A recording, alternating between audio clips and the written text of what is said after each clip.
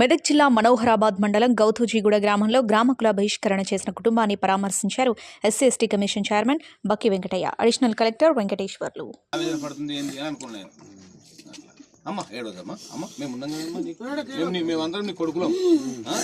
అర్జున్ చంద్రమే కాదు, మేము కూడా నీ కొడుకులమే.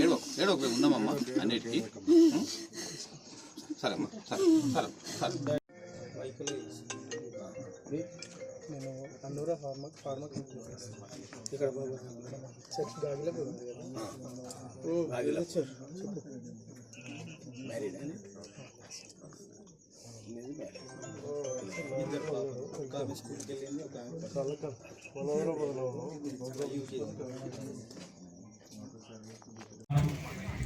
మనకందరూ కూడా భారత రాజ్యాంగం ఇచ్చినటువంటి గొప్ప మహనీయుడు మన అంబేద్కర్ గారు.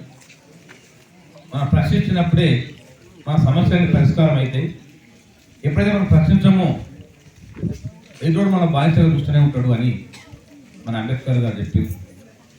బోధించు, సమీకరించు, పోరాడు అనే నిదానంతో మనం తప్పకుండా ముందుకు పోవాలి, వారి ఆశయాలు కొనసాగించాలి. నేను అమ్మ చెప్పింది నరసమ్మ, మేము ఈ గ్రామంలో ఉండము అని. కాదమ్మా, మీ అర్జున్కి కానీ చంద్రం కానీ నా నంబర్గా నా విషయం కాడ ఇచ్చిపోతామ్మా. మీకు ఒక్క ఒంటిగా రాత్రి ఆపత్తి చెప్పు, అర్ధ గంట నేను మీ దగ్గర 1 గంట, సమస్య లేదు. మన ఉద్యమంలో మనమే ఉండాలి. మన జన్మించిన గడ్డ ఇది, మన గడ్డమే మనమే జీవించాలి. మన తాతలు ముత్తాతల నుంచి ఉన్న గ్రామం ఇది. మన గ్రామం తీసుకోవడం కరెక్ట్ కాదు. ఎస్సీ ఎస్టీ కమిషన్ మీకు అండగా ఉంటుంది. ప్రభుత్వాధికారులు కూడా అండగా ఉంటారు. మీకు మంచి ఆర్టీఓ గారు, డైనమిక్ ఆర్టీఓ, ఆయన ఇంతకుముందు కూడా సిద్దిపేట లాగా పనిచేసిండు. మరి తప్పకుండా ఆయనకు మీరు అప్లికేషన్ ఇవ్వచ్చు. ఏదైనా ఇబ్బంది ఉంటే డిఎస్పీ వెంకరెడ్డి గారు కూడా చిన్న విషయాలు కూడా స్పందిస్తారు, ఆయన కూడా అప్లికేషన్ ఇవ్వచ్చు.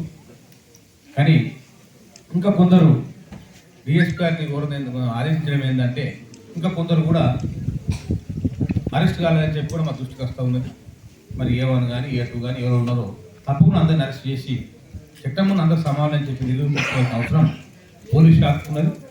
ఎస్సీ ఎస్టీ కమిషన్గా బాధ్యత ఉన్నది కనుక మనం అందరం కూడా చట్టం కూడా అతిథులు కాదు, చట్టంగా అందరూ సమానమైన విధంగా మనం ప్రూవ్ చేసుకోవాల్సిన అవసరం ఉన్నది. అది పోలీస్ శాఖ మీద ప్రధానంగా ఉన్నది కనుక సత్వరమే మీరు అరెస్ట్ చేసి ఎలాంటి పొలిటికల్ ఒత్తిడి దొరకకుండా ఎవరు ఎందుకు చెప్పినా మన విద్యుత్ ధర్మాన్ని మనం చేయాలి. ఆ విధంగా మిగతా అందరినీ కూడా అరెస్ట్ చేయాలని చెప్పి నేను ఇక్కడ జిల్లా ఎస్పీ గారి దగ్గర కూడా మీటింగ్లో ఉన్నది, అక్కడ కూడా నేను ఆదేశాలు ఇస్తా. ఏది ఏమైనా ఇవాళ రేపట్లో అందరూ కూడా మొత్తం టోటల్ ఎంతమంది 30 మంది అర్థం చేస్తున్నా, ఎంతమంది అంతమంది తప్పకుండా అరెస్ట్ చేస్తారు. మీకు అందరికి ఏం బాధ ఉండదు. అటువంటి సంవత్సరం మళ్ళీ పోవడం కావు.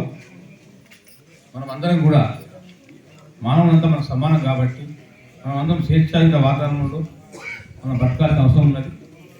మన గ్రామం తలదించుకునేలా ఉన్నది.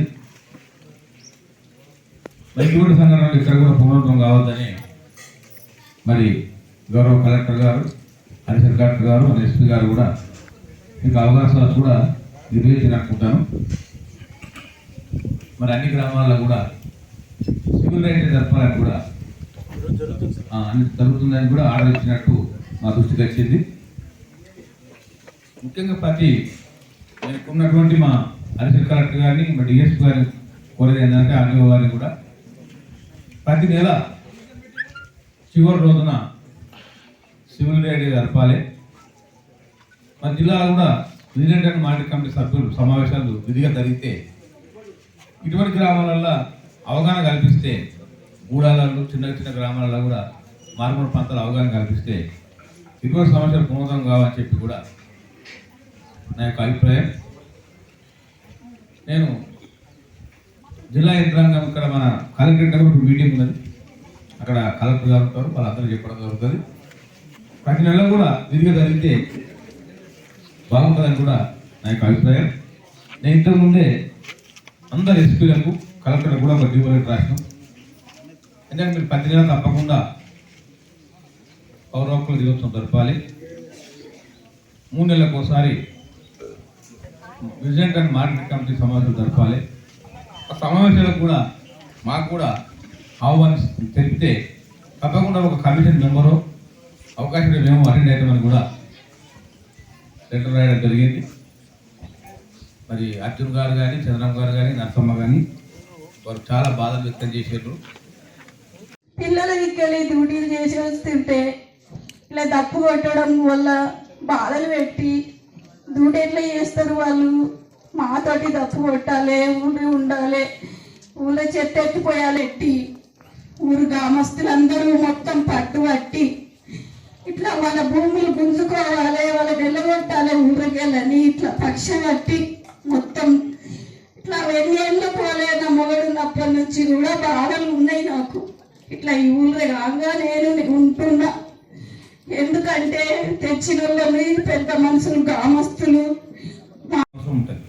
ఇక్కడ ఉన్న ఎస్సీలు కానీ, బీసీలు ముద్దాలు కానీ, ఇక్కడ మిగతా వాళ్ళు ఏమన్నా నాకు అంత ఐడియా లేదు. ఎవరు ఉన్నా కానీ అందరం కూడా మనం కలిసి జీవించి మనమంతా ఊళ్ళే మనమంతా ఎక్కడ పిలుచుకుంటాము, అన్న, తమ్మి, చెల్లె, బావ, అక్క అని పిలుచుకుంటాం. మనం వరుస పెట్టి పిలుచుకుంటాం. అటువంటి వాతావరణంలో మనం ఉన్నాం కనుక అటువంటి అవకాశం రావద్దని, ఇటువంటి సంఘటన మన ఏ జిల్లాలో ఎక్కడ జరగద్దని కూడా మన కలెక్టర్ గారికి, ఎస్పీ గారికి తగిన ఆదేశాలు ఇస్తాం. కలెక్టర్నే మరి మీటింగ్ పరిస్థితుల్లో ఆకే పోవాలని మీరు అందరూ ఎవరు భయపడాల్సిన అవసరం లేదు. మరి మిగతా మా మిగతా కోసంలో నేను రిక్వెస్ట్ చేస్తున్నాను.